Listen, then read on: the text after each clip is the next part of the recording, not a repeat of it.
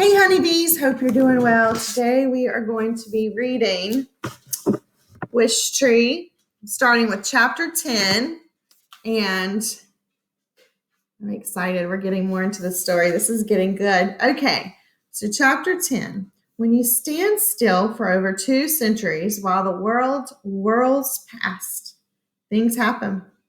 Mostly, by far and away, good things have been my lot in life. My leaves have cooled picnickers and proposers, meaning people who propose to someone to get married.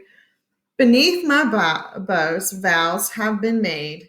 Hearts mended, nappers have napped, dreamers have dreamed. I've watched, ascents attempted, listened to stories spun. And the laughter, always and forever laughter. But sometimes things happen that aren't so good. When they occur, I learn that there's not much you can do except stand tall and reach deep.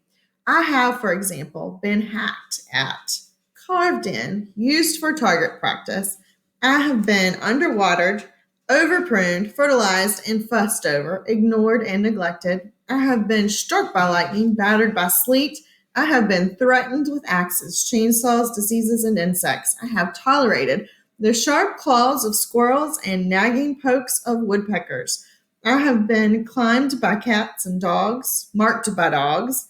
I have my aches and pains like everyone. Last year, I had a mite infestation that drove me nuts. Leaf blisters, sooty mold, oak wilt, leaf scorch, been there, done that. Still, trees are luckier than people in one way. Only 1% of a fully grown tree is actually alive at any one time. Most of me is made of wood cells that are no longer living. In many ways, that makes me tougher than you. So yes, I've seen a lot, and who knows, I may see much more. I could live to be 300, 500 even, it happens. Red oaks lead long lives, longer than our daintier friends, black willow, persimmons, apples, and redbucks. And yet, a few days after Samar's tearful wish, something happened that made me wonder if I'd finally witnessed too much. And so here we have a little picture of the woodpecker.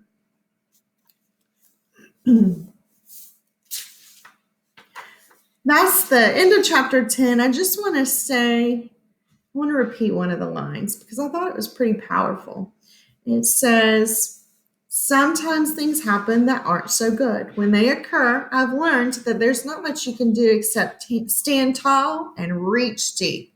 And when it says reach deep, I think what they're saying is to root yourself in, to stand tall, to stay strong. So when you think of root deep, a tree with deep roots, that's a strong tree. They're less likely to fall over with the wind or in the rain. So I liked that saying. I thought that was really important, or a good saying to keep in mind maybe if you're having a tough day. So now we're on to chapter 11. The morning was budding, and I was waiting for warmth. Down the street, a lanky boy was lingering near a stop sign, head down. He was hunched over like a wind-blown weed. In his right hand was something shiny, a tool maybe, or a pen. He was smiling just a bit, as if he told himself a joke only he perhaps understood. All day long I see people lost in thought, talking to themselves, grinning, frowning. He was nothing out of the ordinary.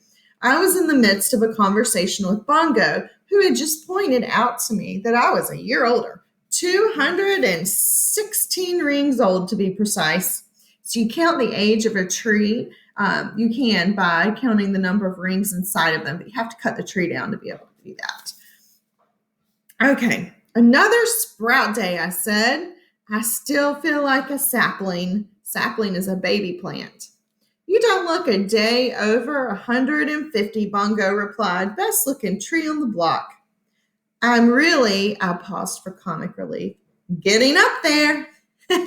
Bongo, who was perched on my lowest branch, sighed, a crow's size unmistakable, like a groan from a tiny, cranky old man. Tree humor, I explained, just in case Bongo had missed it, although of course he hadn't.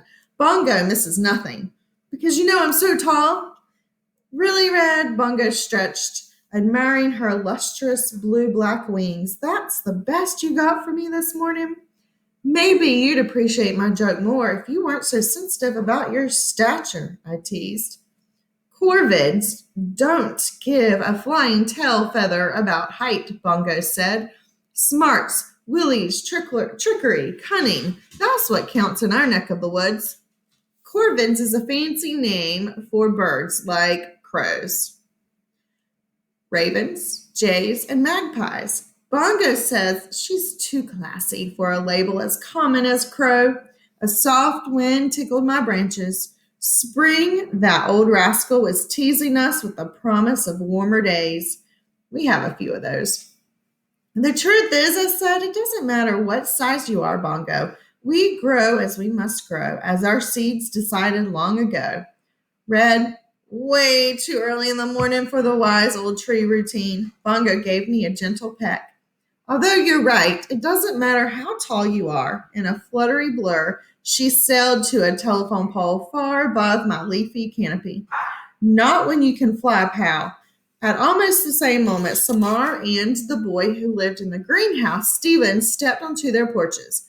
Both had backpacks. Both looked eager to greet the day. Their eyes met. Stephen nodded, just a flicker, and Samar nodded back. Not a hello exactly, just an acknowledgement.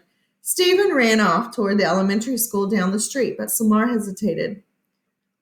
Hello, she called softly. Right on cue, Bongo replied, hello, as she did every morning, sounding just like Samar. Bongo can also do a passable tuba, an impressive chihuahua, and a fine police siren. Samar looked at Bongo, grinned, and headed toward school. With that, Bongo let loose a hoarse and gleeful caw and set off to wait for children to arrive at school. Can you imagine hearing a bird make a siren noise or sound like a chihuahua or sound like a tuba player? That would be funny. So with that, Bongo let loose a hoarse and gleeful call and set off to wait for children to arrive at school. She was a regular there. Everyone knew her. She enjoyed annoying the children, and they enjoyed letting her annoy them. Bongo especially liked to untie shoelaces. While the children were busy retying them, she would snatch treats from their bags. Every now and then, she would even make a polite request. She would say, chip, please. No way. And you rock when it served her purpose. Watching Bongo soar, I considered, not for the first time, my rambling roots. What would it be like to fly, to burrow, to swim, to gallop? Delightful, no doubt, sheer joy, and yet I wouldn't trade a single rootlet for any of it. It's a great gift indeed to love who you are. So I'm going to stop there. I hope you are enjoying the story. I sure would love to meet a bird like Bongo. That would be awfully nice. You have a great day.